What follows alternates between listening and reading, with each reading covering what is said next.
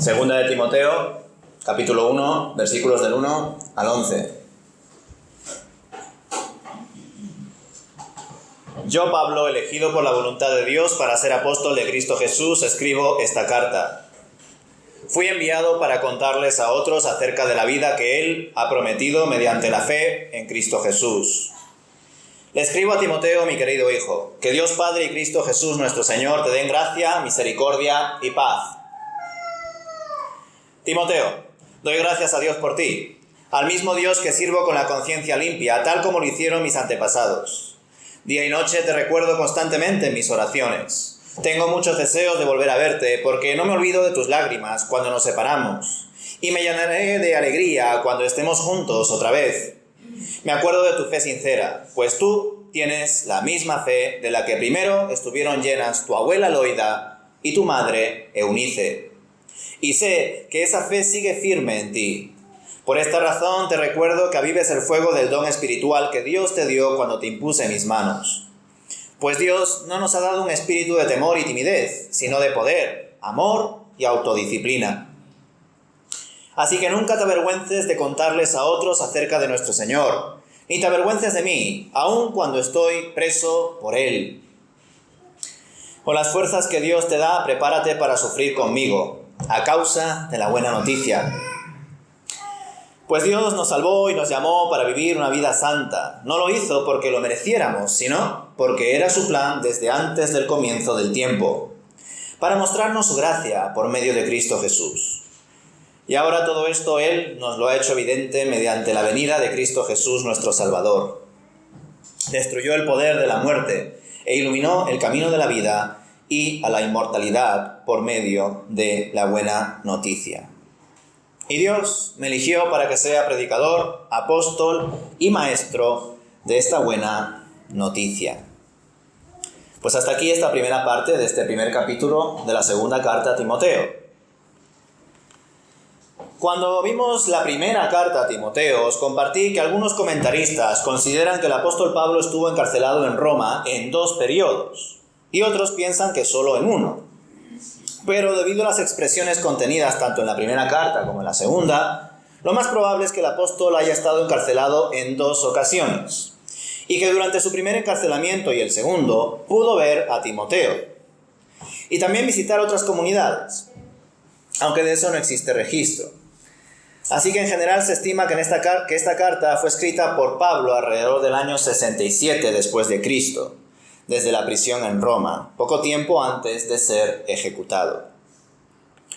Al leer esta carta nos damos cuenta de que, pues una vez más, se mantiene ese carácter pastoral de la primera, ya que el apóstol Pablo continúa instruyendo a su compañero Timoteo con el fin de que sea un buen soldado de Jesucristo, un buen siervo de Dios, en medio de tanto deterioro doctrinal y surgimiento de falsos siervos del Señor.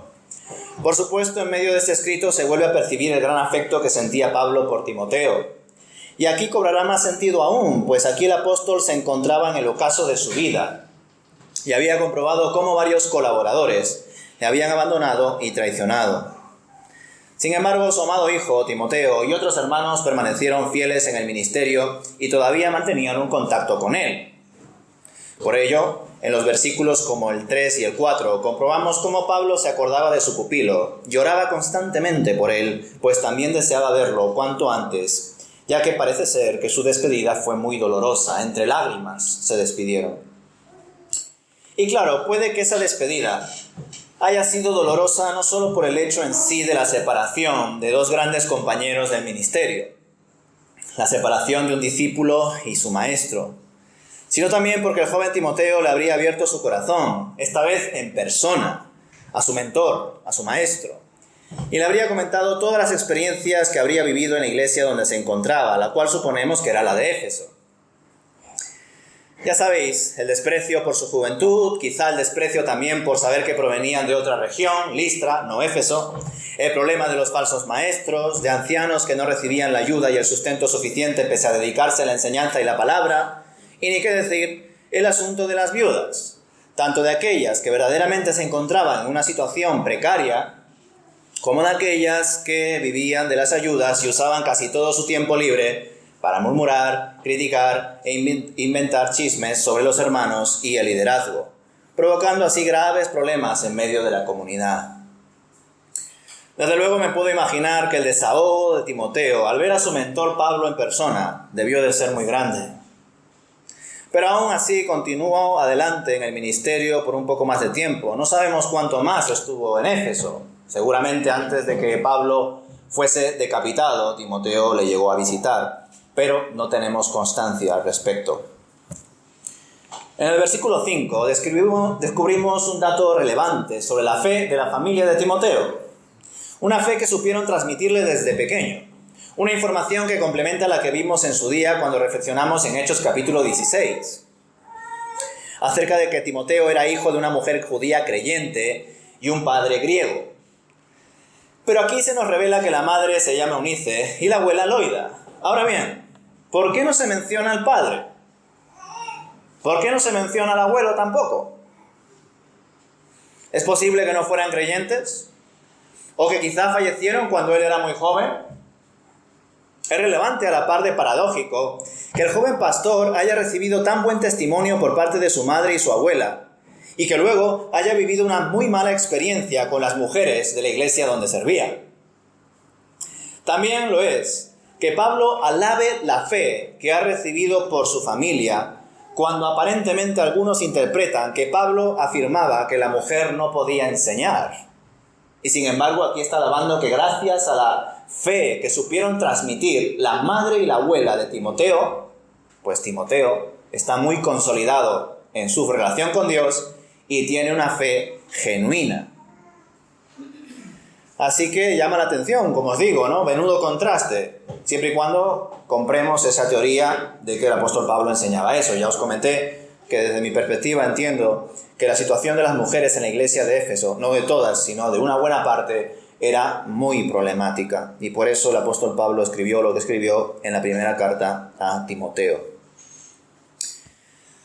Ahora bien, comprobamos que Timoteo, como digo, pese a esta mala experiencia, pese a todas las cargas que él recibiría como pastor, siguió adelante con lo que le fue encomendado.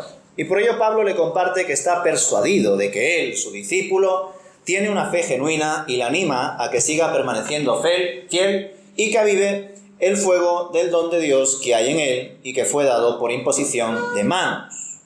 Quizá aludiendo con esto al acontecimiento que vimos en 1 Timoteo capítulo 4, versículo 14, cuando el presbiterio impuso las manos sobre él para que reciba el don de Dios revelado mediante profecía. ¿Recordáis?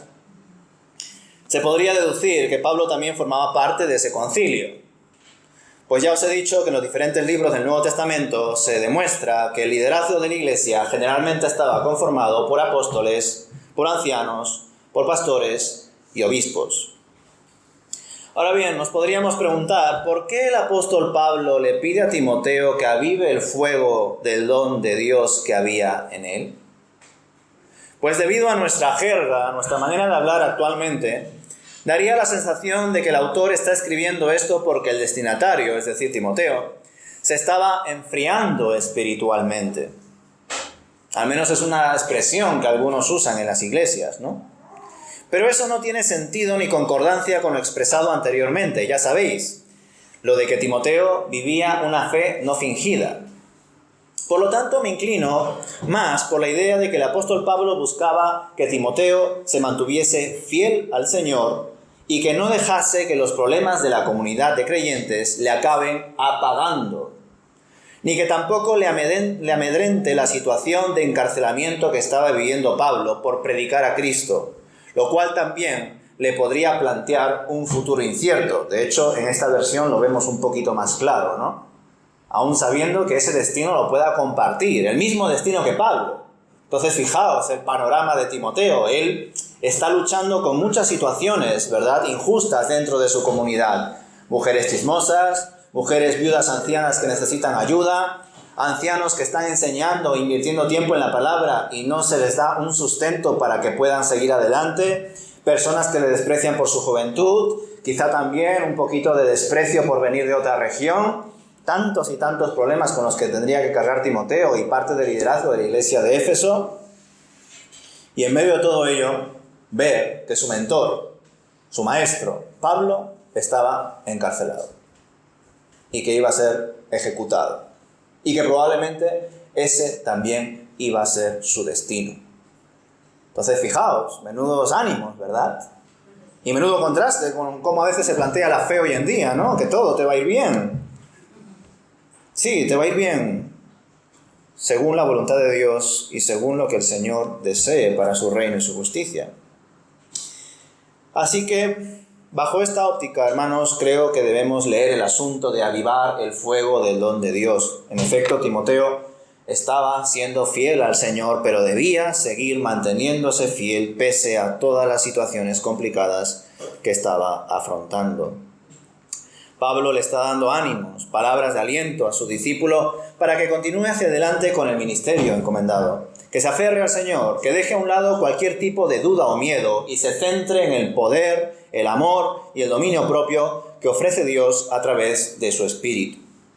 De esta manera no se producirá ningún tipo de impedimento interno que obstaculice la importante tarea de exponer el Evangelio tal y como es, aunque la buena noticia suponga una locura para los que no creen e incluso implique el castigo de la cárcel y la muerte para los que lo prediquen.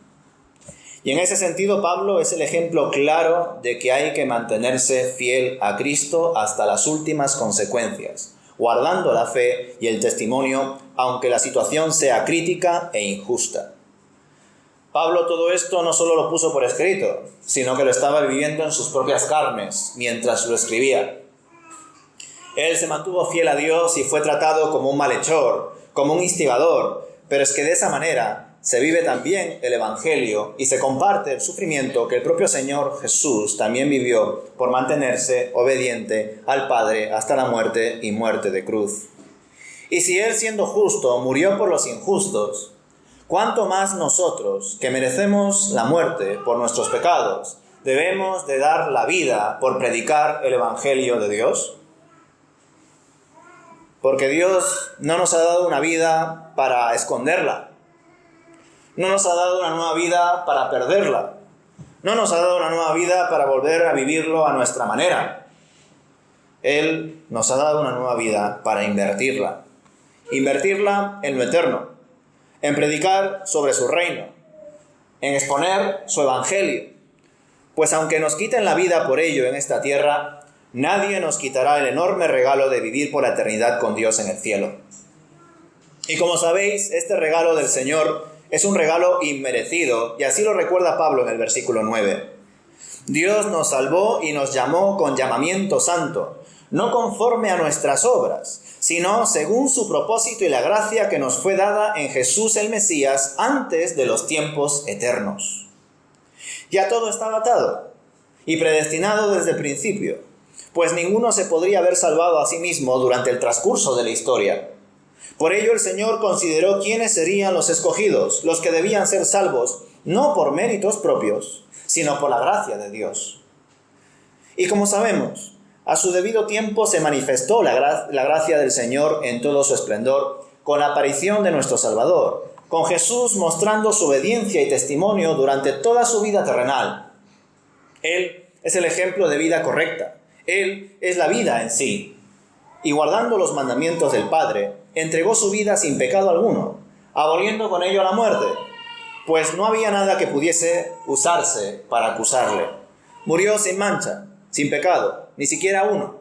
Se mantuvo fiel, y en Él, mediante la fe, podemos obtener la vida eterna. En Él obtenemos también nuestro propósito de vida, pues solo Él debe dirigir lo que hacemos cada día de nuestra vida. Solo Él nos debe gobernar y guiar. Y por ello Pablo dice en el versículo 11 que Él ha sido constituido, se sobreentiende, por Cristo, no por una iglesia, no por un movimiento, no por una organización, sino por el Señor, para ser predicador, apóstol y maestro. Pues solo el Señor es el que dirige su iglesia. Solo Él establece su reino y proclama su justicia en medio de la buena noticia, su evangelio, que es poder de Dios para salvación a todo aquel que cree. El apóstol Pablo escribió de forma transparente, hermanos, Y lo hizo así por cuanto el Espíritu de Dios le inspiró y le guió mientras escribía. Cualquiera, en un mero intento de maquillar la situación, hubiese alterado la realidad. Pero es que el apóstol Pablo era un testimonio andante.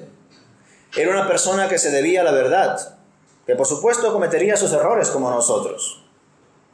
Pero él buscaba verdaderamente agradar y servir al Señor más que a los hombres. Él estaba experimentando en sus propias carnes el costo que implicaba seguir a Jesús, las consecuencias de ello en esta vida. Pero al estar centrado en lo que tenía por delante, en lo que fue y en lo que será, entendía que merecía la pena, que la corona de la vida estaba allí para él por la gracia de Dios. Estaba esperando, como lo veremos más adelante. Y por ello, en medio de su martirio, animó a su compañero Timoteo para que continúe con la buena batalla. Pues seguir a Cristo cuesta mucho, pero no seguir a Cristo cuesta más. Cuesta nuestra alma. Así que tú decides. Tú decides si quieres seguir a Jesús o si no quieres seguirle. Pero eso sí, no te quedes en el medio. Si quieres seguir a Jesús, hazlo hasta el final. Tómatelo como tu mayor objetivo de vida. Todo lo demás puede quedar atrás. Lo primero es Cristo. Y Pablo lo tenía claro. Él se había convertido en perseguidor de cristianos y pasó a ser perseguido por predicar a Cristo. Dios mostró su poder a través de la debilidad y la vulnerabilidad y la carga también que tendría Pablo en su vida por saber de dónde vino, pero que por la gracia de Dios también tenía la certeza de a dónde iba a ir, al seno de su Señor, a su presencia. Así que, ¿cómo no seguir al Señor, hermanos? ¿Cómo no buscar más de Él a la hora de pretender vivir, a la hora de pretender organizarnos, de seguir adelante? ¿Cómo no hacerlo si sabemos que Él es el creador de la vida, que Él nos da una segunda oportunidad? ¿Cómo ser tan necios de no buscar más de Él? Pues a veces lo hacemos, aun cuando hemos tomado la decisión de, pese al costo de seguir a Cristo, seguirle. Y a veces, pues, cometemos errores, nos desviamos, nos distraemos. Pero qué bueno saber, hermanos, que también el seguimiento a Jesús no es algo que dependa meramente de nosotros. Si dependiese de nosotros, pues ninguno sería capaz de seguir al Señor tampoco. Estamos acompañados por su Santo Espíritu. No lo hacemos en nuestras propias fuerzas, sino en las fuerzas del Espíritu de Dios. Él está con nosotros en todo momento. Y esa debe ser una conclusión para nosotros, una certeza con la que debemos andar en el día a día. Ahora bien, de esta primera carta del capítulo 1, quisiera destacar también la importancia que tuvo la familia de Timoteo para que fuese una persona temerosa de Dios, que busque más de Él y desee hacer su voluntad. Qué bueno, ¿verdad? Qué bueno ver que hay personas que tienen la oportunidad de crecer en un hogar cristiano, o al menos disponer de algunos miembros de la familia, algunos mentores que les guíen a Cristo y su palabra. No todos tenemos ese privilegio. Ciertamente, cuando vamos comprendiendo lo que cuesta seguir a Jesús, lo que cuesta hacer la voluntad de Dios y desear que eso sea así, hágase tu voluntad, Señor, no la mía, nos damos cuenta que el deseo de que nuestros hijos y familiares y seres queridos, que ellos sean cristianos, va más allá de que les vaya bien en esta vida, de que Dios les prospere, de que si tienen algún problema laboral encuentren trabajo, si tienen algún problema de salud se sanen. Va mucho más allá de eso, hermanos. A veces Dios interviene y nos da trabajo, nos da salud, atiende a nuestras necesidades más básicas. Pero en otras ocasiones no es así, y no es porque Dios nos haya abandonado, es porque hay un propósito detrás. Siempre hay un propósito detrás, aún en medio de una situación delicada, aún en medio de la enfermedad, aún en medio de la precariedad. El Señor muestra más y más de su poder, así como lo hace con sus siervos, con Pablo y con Timoteo y con muchos más. Así que a la hora de pensar, hermanos, en nuestros seres queridos, pues sí, es cierto que muchas personas piensan, me gustaría que mis hijos, mis familiares, todos sean cristianos, todos sean creyentes para que les vaya bien. Pero no siempre les va bien en esta vida. Como digo, a las pruebas me remito, ¿verdad? No les estaba yendo precisamente muy bien en el sentido terrenal a Timoteo y Pablo, lo estaban pasando más bien muy mal. Y estaban dedicando todo su tiempo, toda su vida, todas sus lágrimas a servir al Señor. Así que ni siquiera podemos decir lo que algunos predicadores manipuladores dicen, ¿no? Si te está yendo mal es porque quizá no estás ofrendando lo suficiente, es porque quizá no te estás congregando lo suficiente, es porque quizá no estás orando lo suficiente, por eso Dios te castiga. Y aquí vemos a Timoteo y a Pablo, que no son perfectos, pero que están intentando ser personas de Dios, y aún así pasan por situaciones difíciles. Pero Dios está ahí con ellos, aún en esos momentos difíciles. Por consiguiente, conforme seguimos más a Cristo, nos damos cuenta de que aunque el sacrificio o el costo de seguir a Cristo es muy complicado, es muy duro, merece la pena. ¿Por qué? Porque nuestros ojos ya se han abierto a la realidad. Ya no vemos solo el plano terrenal, hemos comprendido lo que nos rodea desde la perspectiva de la eternidad. Y ya todo ha cambiado. No hay vuelta atrás. Si verdaderamente se nos han abierto los ojos a esa nueva realidad, no puede existir vuelta atrás. Cuando nos damos cuenta de esa realidad, de ese evangelio, de esa locura, del justo muriendo por los injustos, de que nosotros debemos de morir a nosotros mismos para que el Señor viva, de que nosotros debemos de perdernos para ganar, en definitiva, de las paradojas del evangelio, todo cambia, hermanos. Porque esta sociedad vive totalmente al revés, ¿verdad? Cada uno mira por lo suyo. Cada uno ve, pues, de qué manera puedo ser mejor y tener más dinero o tener un mayor alcance, más poder, etc. Y sin embargo, aquel que sigue al Señor debe obedecer al Padre, aun cuando no quieres que se haga su voluntad. No obstante, hermanos, pues hay algunos creyentes que estas cosas, pues quizá no se las han compartido, no se las han predicado, quizá no lo han leído, y recién lo están comprendiendo durante su supuesto trayecto como cristiano. Y algunos, cuando recién empiezan a escuchar lo que para ellos sería la letra pequeña del Evangelio, pues se retractan. Dicen, esto no me convence. Ser cristiano es muy complicado, entonces prefiero ser otra cosa. Pues sí, desde fuera ser cristiano es una locura, no tiene sentido. Pero incluso estando en la iglesia, también podemos comprender que es una locura. Y ya si encima es un misionero como Pablo, un pastor, un predicador, pobrecito, ¿verdad? Y pongámoslo sobre la mesa. Yo entiendo que en general todos queréis que vuestros hijos o seres queridos sean cristianos, ¿verdad? Entiendo que sí. Pero ¿cuántos de vosotros os gustaría que vuestros hijos sean misioneros o pastores? Por poner un ejemplo. ¿Cuántos? Quizá a algunos les haría mucha ilusión que eso fuese así. Pero quizá a otros, viendo cómo está la situación, cómo las Escrituras lo muestran claramente, pues quizá no es algo que deseáis para vuestros hijos o seres queridos.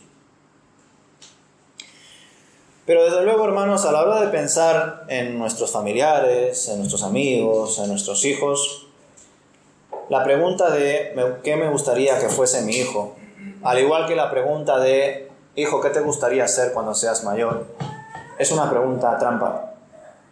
Es una muy mala pregunta. No es lo que a ti te gustaría que fuese tu hijo. No es ni siquiera lo que a tu hijo le gustaría ser, porque él todavía menos va a saber. Es lo que el Señor quiere que tu hijo haga y que tú también hagas. ¿Y sabes cuál es la respuesta? Su voluntad.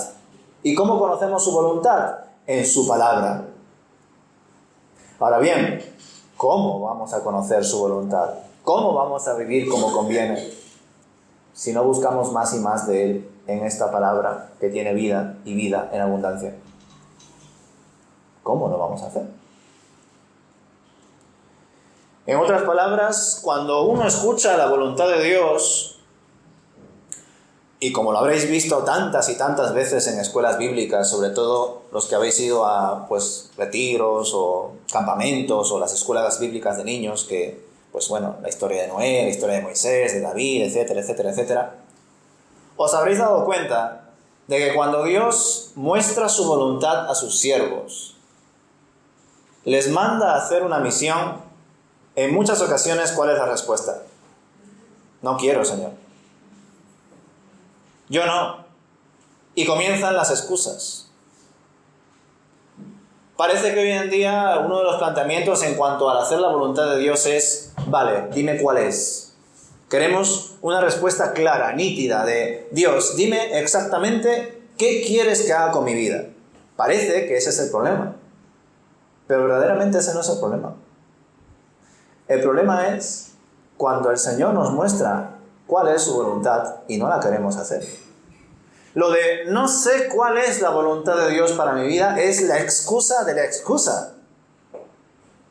Porque si alguno descubre en algún momento cuál es la voluntad de Dios para su vida, al igual que Moisés, al igual que otros siervos de Dios y profetas, pues también habrán excusas y más excusas. Como digo, hermanos, yo creo que aquí el apóstol Pablo está siendo un buen maestro con Timoteo. Él podría haber maquillado de muchas formas el ministerio, hasta incluso con el fin de darle un poquito de ánimo, o mejor dicho, esperanza, de que no pasa nada, Timoteo.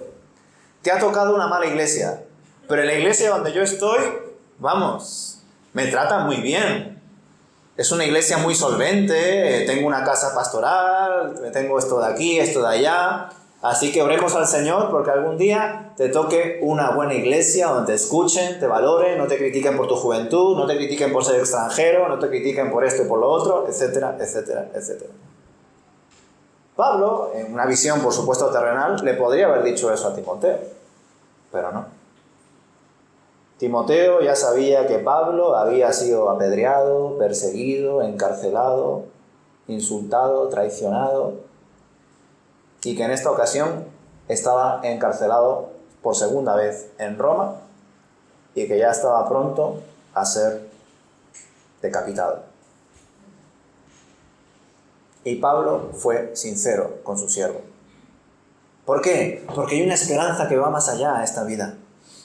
A esta vida a la que no tiene sentido aferrarse porque es un segundo comparado con toda la eternidad. Y eso, que para aquellos que no han abierto los ojos a la eternidad de verdad, pues es una locura. Porque cuando no hemos abierto los ojos a la eternidad, cualquier cosa que sea de aquí y de ahora queremos aferrarnos, no queremos soltarlo. Pero cuando entendemos que nada es nuestro, como diría Pablo antes, nada hemos traído a este mundo y sin duda nada nos llevaremos. O como ya tantas y tantas veces he repetido, Gálatas capítulo 2, versículo 20, ya no vivo yo, vive Cristo en mí. Es decir, cuando entendemos que ya no es cuestión de que nada me pertenece, es cuestión de que ni siquiera yo mismo me pertenezco a mí. Yo no existo. Lo que existe es Él. Y por eso, Señor, hágase tu voluntad y no la mía. Independientemente de que no entienda tu voluntad ahora, Señor. Independientemente de que ese trayecto para llegar a hacer más y más tu voluntad y buscar de tu reino y tu justicia a veces sea tan difícil que me dé miedo incluso dar el primer paso. Y no hay que ocultar el miedo. Primero porque Dios ya lo ve.